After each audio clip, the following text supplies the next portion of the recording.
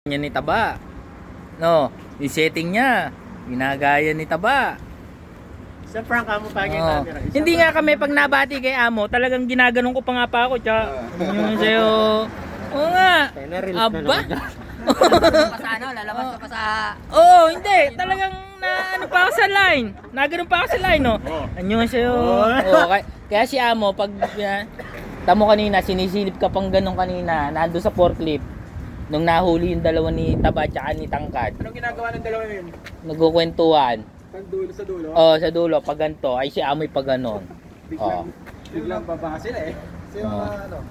Si Taba daw si Tangkad. Sa third floor. Si Taba sa second floor. Tapos pinuntahan si Alibon, ginaya yung setting ni Alibon. Hindi nila makuha eh.